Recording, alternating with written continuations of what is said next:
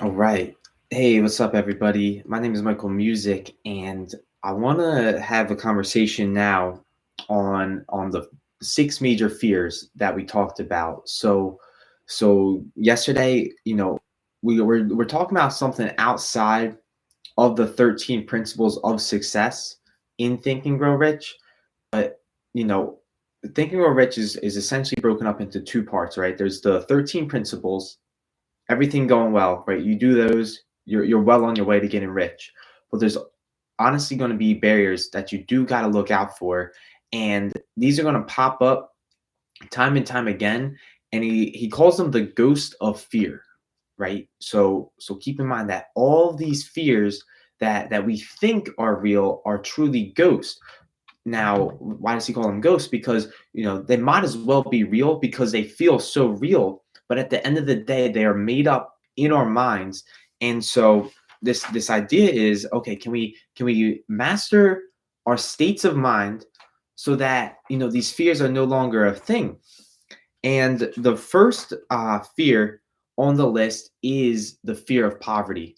Okay, so keep in mind that the fear of poverty is nothing more than a state of mind. Okay, so I wanted to spend today going over the symptoms of the fear of poverty. Just see, if you have any of these symptoms, see if any of those apply to you, and ideally, if you can identify this fear, you're at least one. You're much closer to getting rid of it than not. So, the first symptom is indifference. And when I say symptoms, what do I mean? What do I mean by that? So,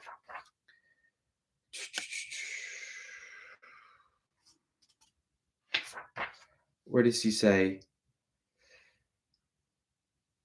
Okay, he says, do not become deceived by the habits, right? If you are going through certain habits and you think it's normal, do not become deceived by them, because these habits are in your subconscious mind, and these fears are growing without you knowing. So that's why I'm saying the symptoms, right? The symptoms are the results of the fear that is in your subconscious mind. So that's what I'm saying.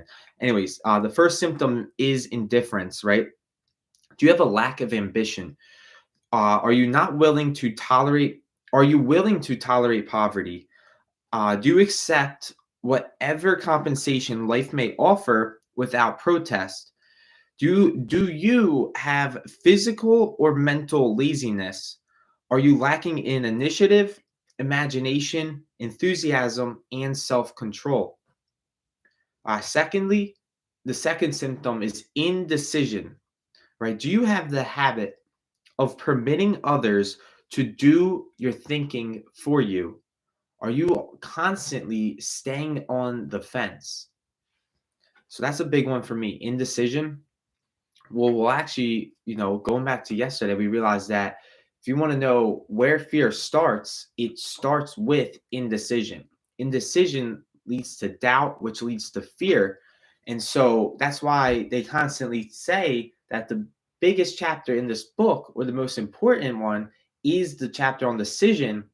And do you have the ability to really make decisions? Because if you're indecisive and you're staying on the fence, then ex- uh, you're eventually going to experience this fear of poverty, is what I'm trying to say. All right, number three is doubt. Right? Do you generally express alibis and excuses to cover up, explain away, or apologize for your failures? Right? Are you sometimes expressing them in the form of envy of those who are successful, or do you criticize those who are successful? Number four is worry, right? Are you constantly finding fault with others? Do you have the tendency to spend beyond your income? Do you neglect your personal appearance? Are you constantly scolding or frowning? Are you are you overindulgent in the use of alcohol? And do you also use narcotics? Like, are you constantly smoking weed to cover up the the idea of reality? Are you nervous? Do you lack of poise? Are you constantly self-conscious and lack self-reliance?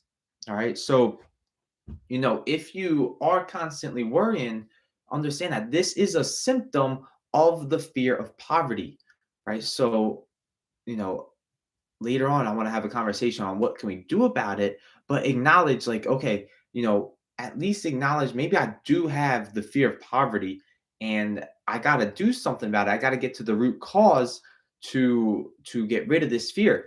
Because a lot of these things, I'm saying it like as if I'm a master of my mind, but truthfully, some of these symptoms I have myself, and I've personally underlined a lot of them in here that I even gotta analyze myself. So overcaution is number 5, right? Do you have the habit for looking for the negative side of every circumstance? Are you thinking and talking of possible failure instead of concentrating upon the means of succeeding? Do you know all the roads to disaster, but are you not searching for the plans to avoid failure? Are you constantly waiting for the right time to begin putting ideas and plans into action until the waiting becomes a permanent habit? Are you remembering those who have failed and forgetting those who have succeeded? Do you see the hole in the donut but overlook the donut? Are you pessimistic, right? Do you have do you have indigestion? Are you experiencing poor elimination? Are you constantly getting intoxicated? Do you have bad breath and bad disposition?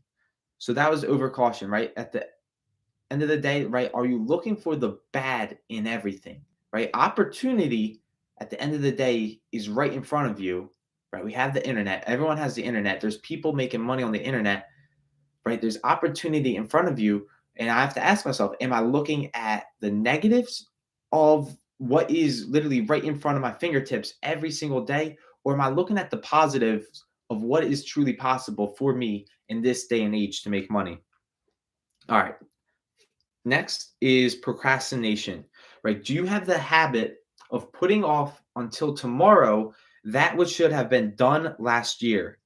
Do you spend enough time creating alibis and excuses when you could have spent that time doing the job? Okay, he says this symptom is very closely related to overcaution, doubt, and worry. All right, are you refusing to accept responsibility when it could be avoided? Are you willing to compromise rather than put up a stiff fight? Are you compromising with difficulties instead of harnessing and using them as stepping stones to advancing or advancement? All right, so this is a big one too. So this is still under the procrastination symptom, right? Are you planning what to do if and when overtaken by failure instead of burning all bridges and making retreat impossible? Wow. All right. So, earlier on in Desire, he actually talks about burning the bridges and going all in on your goal. And this is something I've experienced where I constantly do have a plan, a backup plan, thinking it's a good idea. But, it says here in this book, right? Am I constantly planning for what could happen when if things go wrong, or am I burning all the bridges and saying I will win no matter what? So, that's that's the conversation on poverty, and those are the symptoms. Now I'm just gonna chat a second about it, right? This is probably the biggest fear, right? One thing I want to mention is, okay, yeah, it may seem like now more than ever the fear of poverty is spread all around us, but when has there not been a time when money was scarce, right? Like when this fear was prevalent, right? They express this all throughout the news. And at the end of the day, right, the world, there's more than abundance out there in the world. However, this fear of poverty is being spread through the news constantly, talking about a recession, blah blah blah, all this stuff, right? And it wasn't on, when I used to listen and let the outside world really control my thoughts, right? I ended up making a decision that okay, I'm not listening to the news no more because it's not giving me any good, right? If I'm gonna make money, there's no way that the news talking about how there's a recession going on is going to help me out with that. So, can you the question is like, are you focused on the outside economy or are you focused on creating your own economy?